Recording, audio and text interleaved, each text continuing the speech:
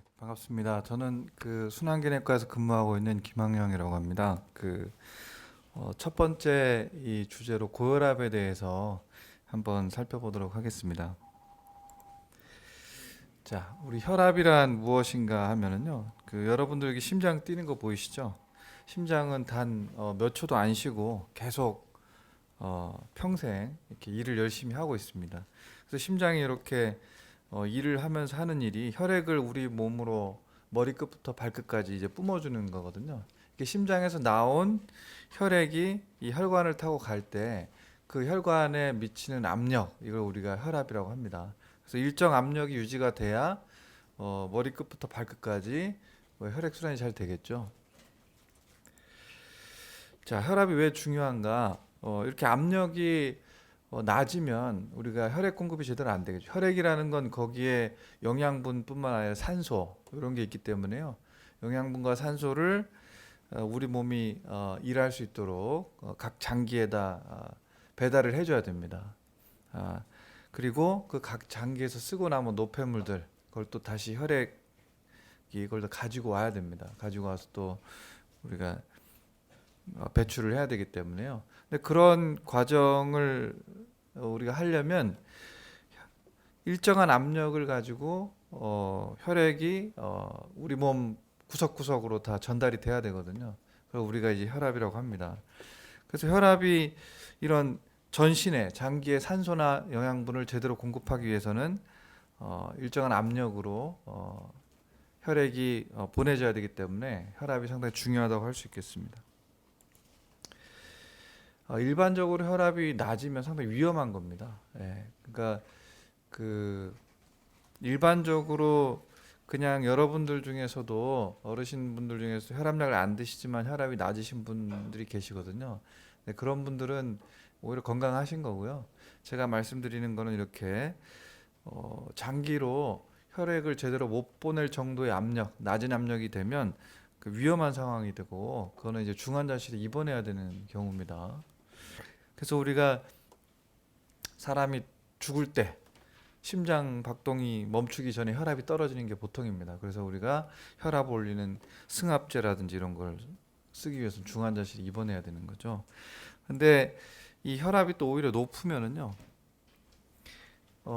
이 쇠파이프가 녹슬듯이 혈관에 미치는 압력이 세면 혈관에 동맥경화가 빨리 옵니다. 이렇게 빨리 녹슬기 때문에 장기적으로 수십 년, 수년 동안 이렇게 높은 혈압이 유지가 되다 보면 혈관 손상이 많이 오게 됩니다. 그게 제일 문제입니다. 그래서 우리가 흔히 얘기하는 고혈압의 문제가 뭐냐면 급성기 아주 높은 혈압 때문에 뇌출혈이 생기고 하기도 하지만 그것보다 대부분의 문제는 장기적으로 혈압이 높은데 제대로 조절을 안 하게 되면 혈관벽에 이렇게 동맥경화성 변성을 시키기 때문에요. 이로 인해서 고혈압 합병증이 생기게 됩니다. 자, 고혈압 합병증은 이제 머리 쪽에 생기면 뇌출혈이 생기기도 하고요. 뇌경색이 오기도 합니다. 이걸 뇌졸중이라고 합니다. 눈 실명하기도 하고요. 심장, 심근경색, 협심증 이런 무시무시한 질병들이 고혈압하고 관련이 있습니다. 신장, 콩팥에 오게 되면 콩팥에 있는 혈관이 망가지고 신장 기능이 떨어지고 나중에 투석을 또 해야 되는 고혈압이 상당히 무서운 병입니다. 실제 예를 한번 실제 환자분 심장인데요. 보시면 정상 심장하고 고혈압 심장하고 한번 비교를 해보십시오. 여기 보면 심장이 엄청 많이 커져 있고 두꺼워져 있고 기능도 많이 떨어져 있죠. 심부전으로 가는 거고요. 실제로 엑스레이를 찍어보면 이게 정상 심장인데요. 고혈압 때문에 심부전이 온 심장을 보면 요게 폐에 물도 차 있고 심장도 많이 커져 있고 심부전이 온 심장입니다. 혈관도 보면 관상동맥이라는 건데 심장을 먹여 살리는 혈관 관상동맥인데 혈압 조절을 잘 안 하면 이렇게 동맥경화가 심하게 와서 군데군데 좁아진 데도 있고 막힌 데도 있고 그렇습니다. 실제로 우리가 이 100만 명이나 되는 전 세계 환자를 대상으로 조사를 해보니까요.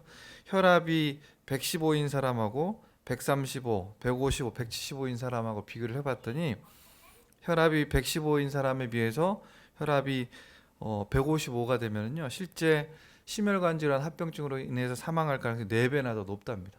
혈압이 170 정도 되면 8배 이렇게 높아지고요. 옛날에는 이런 질병이라든지 세균 감염 그리고 전쟁 그리고 식량 부족 이런 것 때문에 많이 인류가 가장 많이 사망을 했는데요. 최근에 조사를 해보니까 전 세계적으로 우리 사람이 많이 죽는 원인 질환 1등을 찾아봤더니 고혈압입니다. 고혈압. 혈압 조절 잘 안 하게 되면 뇌졸중, 심근경색, 협심증 이런 게 오면서 우리가 인류가 사망하는 거기 때문에요. 혈압 조절 아무리 강조해도 과하지 않을 것 같습니다. 실제로 보시면 허혈성 심질환, 협심증이나 심근경색이 고혈압 차지하는 비율이 21%, 뇌졸중 요거는 35%나 됩니다. 네. 그래서 고혈압의 정의는 뭐냐? 혈압을 재면 수치가 두 개가 나옵니다. 위의 혈압, 아래 혈압이 나오는데요. 위의 혈압은 140, 아래 혈압은 90을 기준으로 해서 하나라도 140을 넘거나 90을 넘으면 고혈압입니다. 고혈압은 왜 생기냐? 원인은 잘 모르는 경우가 대부분입니다. 우리가 본태성 고혈압이라고 하고요. 그거는 대부분 나이가 들면서 혈관이 딱딱해지면서 생기는 경우가 많습니다.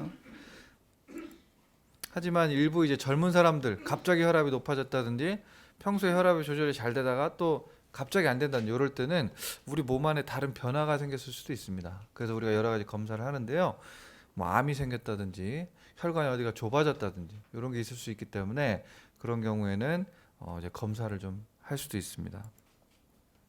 고혈압이 왜 무서우냐면 침묵의 살인자라고 합니다. 증상이 전혀 없기 때문에 혈압이 150, 160 되더라도 그냥 좀 어깨가 결리고 뭐 두통이 좀 있는 정도 전혀 증상이 없습니다. 혈압을 재보지 않으면 본인이 혈압이 높은지 모릅니다. 이렇게 5년이고 10년이고 지나면 그 고혈압의 첫 증상이 뇌졸중으로 쓰러지거나 심근경색으로 쓰러져서 병원에 오는 거죠. 자, 혈압을 측정할 때 우리 외래에도 보면 혈압계들이 있고 집에서 가정용 혈압계가 있습니다. 요즘은 이제 많이 보급이 돼 있어서요. 뭐 약국에 가도 있고 보건소에 가도 있고 노인정이나 동사무소 가도 있습니다. 혈압을 한 번씩 꼭 측정을 해 보십시오. 어떤 혈압계가 더 좋냐 이런 건 없습니다. 다 우리가 그 여러 가지 이 규명 검증이 된 혈압계들이 시판돼서 나오는 거기 때문에요.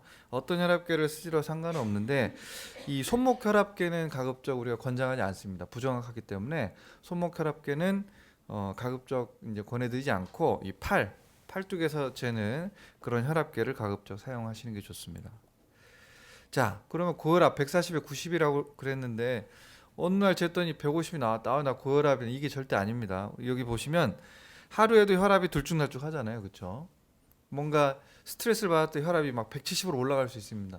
그럴 때 혈압을 재면 어이구 나 고혈압이다. 약을 먹어야 돼. 이게 아니고요.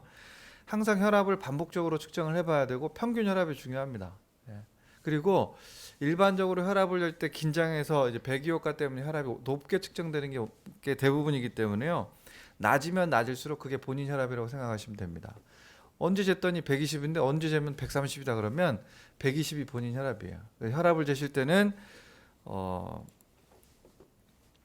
최소 한 몇 분 전에 앉으셔가지고 긴장을 푸시고 이런 커피나 술, 뭐 담배 이런 것도 이제 가급적 측정하기 전에는 한두 시간 전에 하시면 안 됩니다.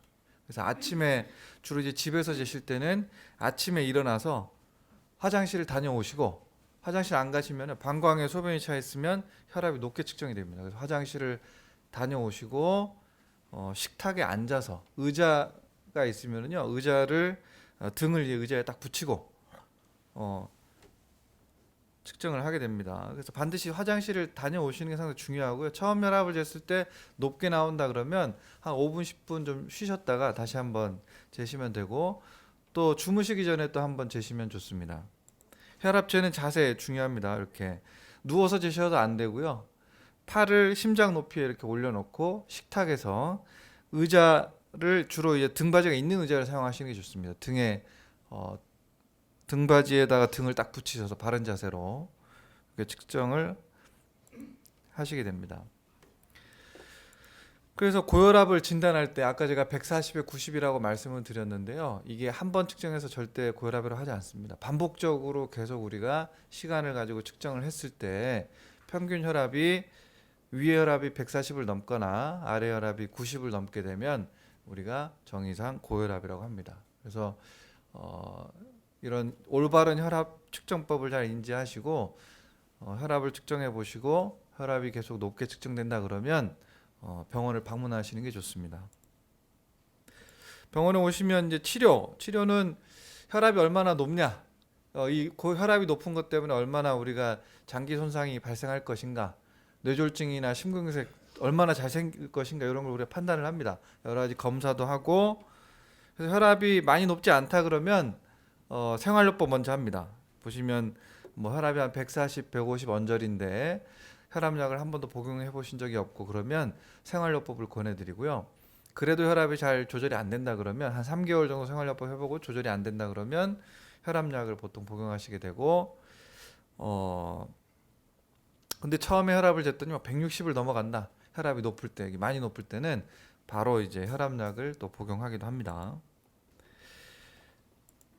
자, 생활요법은요, 뭐 여기 보시면 체중 감량, 나이 드신 분들은 체중 감량하기가 좀 어려우시니까 이제 식사, 특히 이제 저염식이 중요합니다. 우리나라는 이 음식이 너무 짜요. 그래서 보통 우리가 먹는 소금의 양의 절반의 절반 정도를 드셔야 되는데 우리는 이제 짜게 먹는 민족입니다. 그래서 저염식만 하더라도 혈압이 이렇게 많이 떨어지게 됩니다. 그리고 운동하시고 술, 담배를 적절히 하시고, 뭐 다 아시는 내용이죠. 이런 건강한 생활 습관을 가지게 되면 혈압이 많이 떨어지게 됩니다.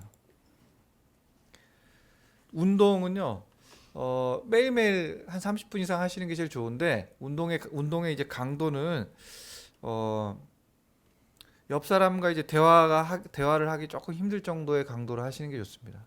그냥 가볍게 걸으면서 이런저런 얘기가 할 수 있으면은 운동 효과가 좀 떨어집니다. 좀 땀이 좀 나고 숨이 좀 찰 정도, 숨이 좀 차서 주변 사람과 대화하기가 조금 힘들 정도, 본인이 숨 차서 죽을 정도가 100이다 그러면 한 70% 정도의 강도로 운동을 30분씩 매일매일 하시는 게 좋습니다. 나이 어르신들은 무릎도 안 좋고 허리도 안 좋고 잘 걷지를 못하시거나 유산소 운동이 힘드시다 그러면 이 수영, 아쿠아에로빅이나 뭐 수영이라든지 이것도 괜찮고요. 그 다음에 우리 하체를 못 쓴다 하더라도 상체 운동도 상당히 운동 효과가 좋습니다. 그래서 상체 운동을 하시더라도 상당히 좋은 효과를 볼 수 있습니다. 당연히 이제 술, 담배, 이제 그 술은 각 잔으로 한 2잔 정도까지는 오히려 혈압이라든지 콜레스테롤 그런 데 좋은 효과를 미치기 때문에요. 심혈관 보호 효과가 있다고 알려져 있습니다. 하지만 그 각 잔으로 2잔 이상 복용을 하시게 되면, 음주하시게 되면 혈압도 올리고 심혈관 기능에도 좋지 않은 영향을 주기 때문에요. 술은 가급적 안 하시는 게 좋습니다. 담배는 당연히 단 한 개 피도 안 하시는 게 좋습니다. 뭐 담배는 백해무익한 거니까요.